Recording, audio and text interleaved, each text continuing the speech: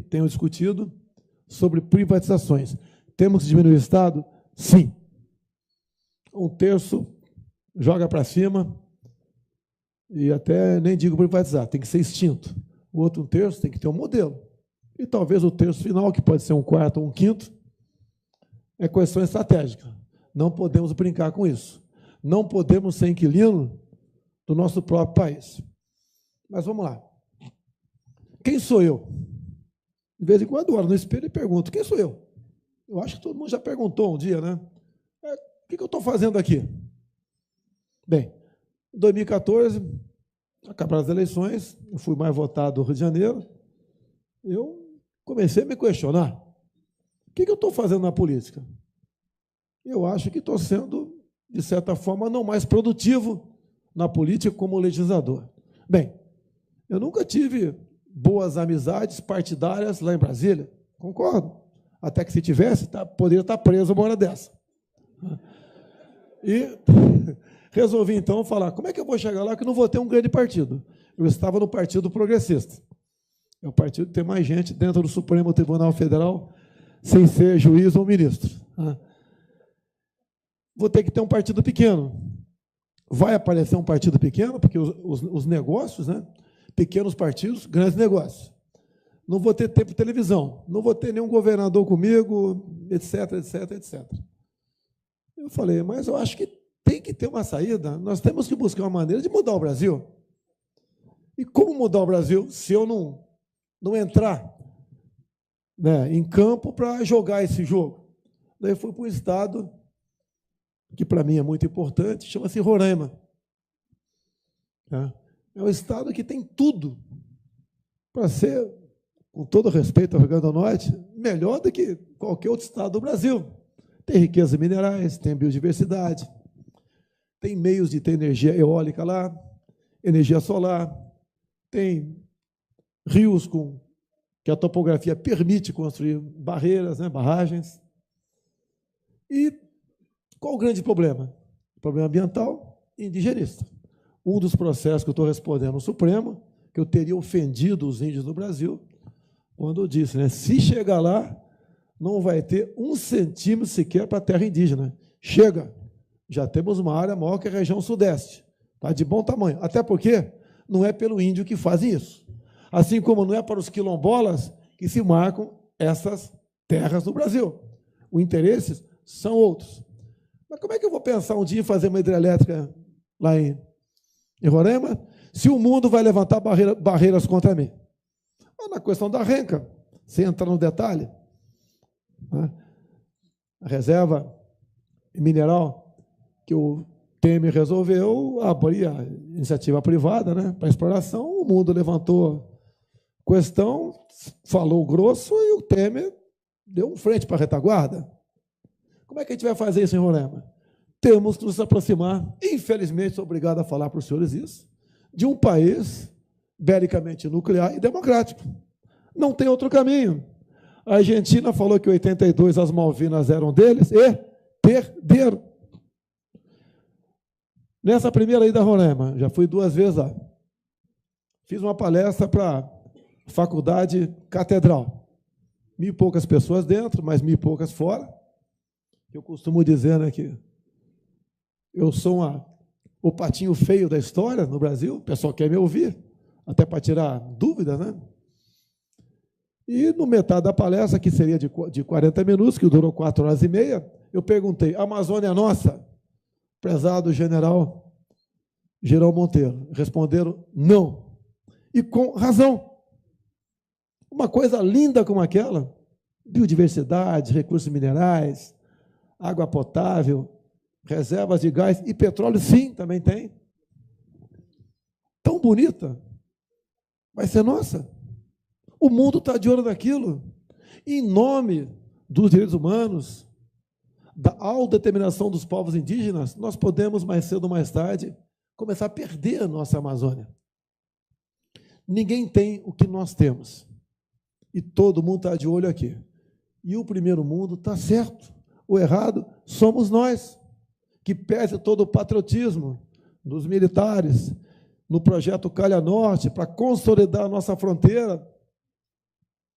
Depois veio essa indústria das demarcações de terras indígenas, que começou no governo Collor e continuou, FHC, Lula, Dilma. E nós temos, hoje em dia, as áreas mais ricas do mundo, que estão no Brasil por coincidência, né?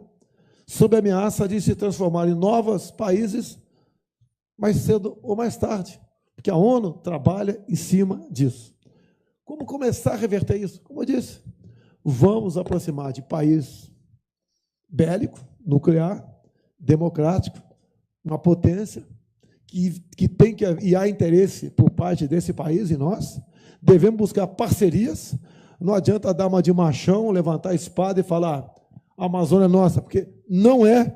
Com muita tristeza eu digo isso, como capitão do Exército Brasileiro, como cidadão, como patriota, mas é uma realidade e temos como explorar em parcerias essa região. Questão indígena. O índio norte-americano recebe royalties da questão dos cassinos. A mesma coisa podemos fazer no Brasil. Questão dos quilombolas, como no estado da Paraíba, do Júlio Lemos, que está aqui, tem em torno de 70 quilombolas. Como resolver o problema que existe lá e não partir com um processo acima de mim, porque fiz uma brincadeira que pode ter sido de mau gosto, chamar alguém de gordo?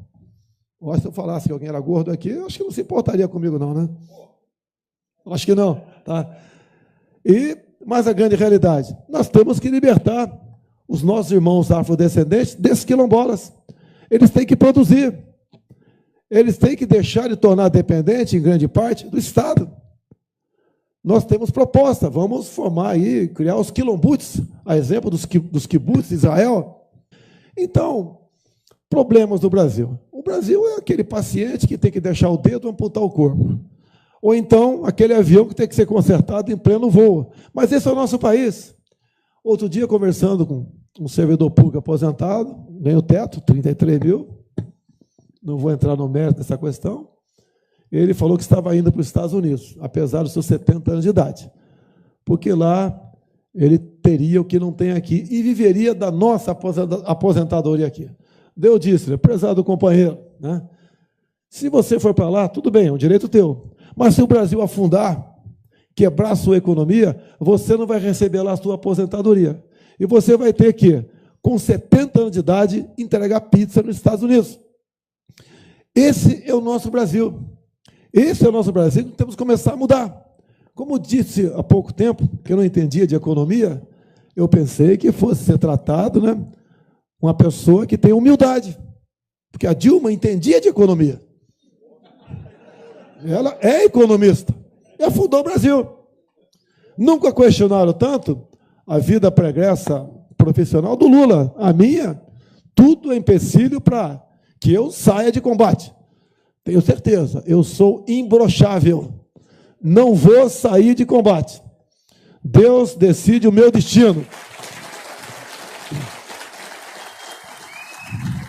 Daí, o pessoal fala, a imprensa é especial, né? Em vez da imprensa colaborar, porque eles também estão no nosso barco. Eles querem fustigar. Como você vai governar sem o toma lá da cá? Eu falo, então não vou governar. Que eu quero conversar com o Sérgio Moro um dia, mas em Brasília, em Natal, e não em Curitiba. E o que, graças a Deus, vem acontecendo? O nosso partido, o PSL, é aqui de Pernambuco. É um partido nordestino, do Luciano Bivar. Nos deu essa oportunidade. Nos franqueou tudo para que nós pudéssemos nos preparar para uma eleição com 8 segundos de televisão e praticamente sem fundo partidário. Agora, quando o médico, né, recebe um paciente, ele procura saber qual o foco do problema. Não adianta apenas dar um banho de água gelada nele para descer, para diminuir a temperatura. Qual a origem do problema? Qual a origem da ineficiência do Estado e da corrupção, meu presidente? São as indicações políticas. Não tem como você combater corrupção e ineficiência do Estado aceitando indicações políticas. Eu quero o Banco do Nordeste, partido tal. O outro fala, eu quero tais diretorias ou tais estatais. Eu quero tantos ministérios. Eu pergunto aos senhores, não me respondam, por favor. Alguém sabe quem é o ministro da Ciência e Tecnologia? Para mim, quando me perguntaram há 3 meses, eu também não sabia. Com todo respeito, é uma pessoa que poderia estar em outro ministério, não nesse. Será que ele sabe a diferença de lei da gravidade para a gravidez? Nós não podemos ter pessoas erradas nesses locais. Talvez um dos ministérios mais importantes seja esse, onde vai se investir em pesquisa, em tecnologias, empreendedorismo, né, que vai fazer que a nossa garotada tenha o prazer de continuar no Brasil e ser útil aqui no nosso país, mas, lamentavelmente, não só esse, como quase todos os ministérios, são feitos em cima dessa barganha. Uma conversa hipotética. O presidente liga para o ministro X e fala que ele quer tal ação. O ministro responde ao presidente: presidente, gosto muito do senhor, você é um cara bacana, bonito, simpático, mas eu cumpro ordens aqui do meu partido. O senhor quer perder 30 votos no parlamento? Se não quer, fica na tua. Me esquece. É assim que se governa o Brasil. Que coisa mais triste para mim, com toda certeza, para o general Girão, ter alguém do Partido Comunista do Brasil à frente do Ministério da Defesa, alguém que nós combatemos na guerrilha do Araguaia, e nesse combate evitamos que tivéssemos uma Farc no coração do Brasil, ou o último ministro nosso agora, comunista e desarmamentista, como Raul Jungmann, ele pode estar bem no outro ministério, nesse não. Por que o afrontamento? Por que buscar desgastar as Forças Armadas? Eu entendo o objetivo. Nós somos o último obstáculo para o socialismo. Tem algo, costumo sempre dizer, que é mais grave ou tão grave quanto a corrupção. É a questão ideológica. Olha os nossos filhos. Eu tenho 5 filhos. 3 já adultos e a última tem 7 anos. Não bota em escola pública, que não é escola pública como do meu tempo, do período militar. Hoje em dia, aquela doutrinação é questão de ideologia de gênero. Vão dizer para minha filha de 7 anos que ela pode ser menino com 14. É o absurdo dos absurdos. É o grancismo. É o politicamente correto. É a desinformação. Qual o objetivo final da educação? Que eu costumo chamar de instrução. É esse jovem, né, começar a entrar no mercado de trabalho e movimentar a economia. Quando você termina a faculdade e o cara bota um pedaço de papel na parede, que nem ele sabe para que serve aquilo, qual o futuro do Brasil? Nenhum. Quando estive em Israel, eu estive lá na Embraer deles, eu perguntei, chegou um brasileiro, eu perguntei, tem muita gente do IME ou do ITA aqui dentro? Porque se tivesse, eu conheceria, por ser militar. Ele falou: deputado, tem do IME, tem do ITA, tem da Unicamp, tem da PUC. Os nossos cérebros estão fora do Brasil. Um país que não tem tecnologia está condenado a ser escravo dos outros. Eu, quando falo de grafite e grafeno, né, dei logo uma saravada de crítica. Bota o grafite de vice, bote o grafeno de ministro, sei do quê. Muita gente vai para o deboche. Coisas que só nós temos e não pesquisamos. E o grande exemplo eu tive quando fui na Mackenzie, em São Paulo, para assistir, para conversar com pesquisadores sobre essa questão. Hoje em dia, para se produzir no campo está tão complicado, é problema de MST, indústria das multas. Em cima das multas, eu peço aos senhores, por favor, leiam a emenda constitucional 81 de 2014. Ela relativizou a propriedade privada no campo e na cidade. São os problemas os mais variados possíveis de infraestrutura, de insegurança. Que eu tenho dito, o homem do campo tem que se armar. Ele tem que ter direito, se for o caso, a um fuzil, para poder se defender. E os senhores, no que depender de mim, a posse de arma de fogo imediatamente, para pelo menos ter paz dentro de casa. Então, essas questões todas, passa de alguém, passa por alguém, no meu entender, que tem que ter não digo coragem, né? Mas a sinceridade de buscar soluções. Costumo dizer, e é a tradição na Câmara, não quer resolver algo na Câmara, cria uma comissão. Não quer resolver algo no governo, cria-se um ministério, como o Temer criou o Ministério da Segurança agora. Mexer em 2 artigos do Código Penal, eu tenho certeza que o índice de violência no Brasil cairia metade imediatamente. Nós mexemos no Estatuto de Armamento, cai mais 1/4. Nós temos como trazer o número de mortes, né, por 100 mil habitantes ao número próximo que existe nos Estados Unidos.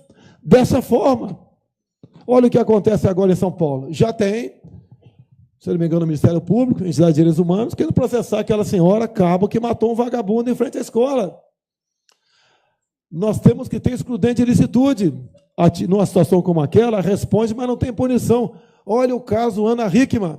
Mais absurdo que esse, lamentavelmente, o MP lá de Minas Gerais recorreu. E o cunhado da Ana Hickman tem tudo para ir para um banco dos réus, enfrentar um tribunal de júri. Quando se fala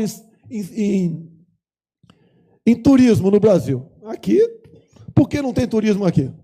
E não tem no Rio também? Violência.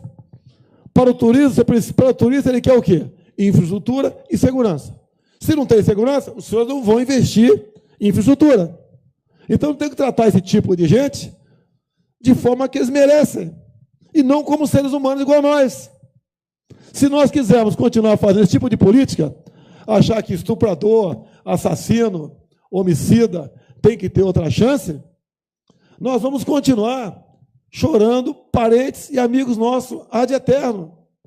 Tem que ser mudado isso. Não prego o extermínio, mas, mais do que a liberdade, o dever do policial aqui, em situações como essa de São Paulo, como acontecia no Haiti, com as nossas Forças Armadas lá, atirar primeiro e perguntar depois. Não temos outro caminho para combater a violência, a não ser agindo dessa maneira. Combate a violência com energia, com inteligência, e, se for o caso, com mais violência ainda. Não dá para continuar. Simplesmente um policial prende um marginal qualquer aí, em flagrante delito, vai para a audiência de custódia. E em menos de 24 horas, metade, 50% desses bandidos são postos em liberdade. Quem matou o delegado de São Paulo estava na saidinha do Dia das Mães. Ou nós jogamos pesado nessa questão, ou não teremos economia no Brasil. O ano retrasado, só na Barra da Tijuca, bairro nobre, na qual eu moro no Rio de Janeiro, fecharam 400 estabelecimentos comerciais, basicamente por falta de segurança. Ou nós começamos a mudar isso, e para isso precisamos de uma Câmara, de um Senado, que tem um pensamento igual ao nosso, ou nós afundaremos cada vez mais. Para encerrar aqui, já que o tempo está longo, e vou ficar aberto a perguntas, né? O senhor e grande parte dos senhores estão preocupados com a questão econômica. Isso daí eu tenho discutido com o Paulo Guedes, é uma pessoa que eu procurei, e ele está servindo no momento como um conselheiro nosso, e entre outras medidas, né? Nós temos que desregulamentar muita coisa no Brasil, é exemplo que Trump fez nos Estados Unidos. Temos que desburocratizar, e mais ainda, estamos chegando a uma conclusão, que eu observo a discussão, que não sou economista, como a Dilma, né? Então eu fico observando e, logicamente, dando dando os meus pitacos. Talvez até tornar uma medida drástica de diminuir impostos, antes que vocês quebrem de vez.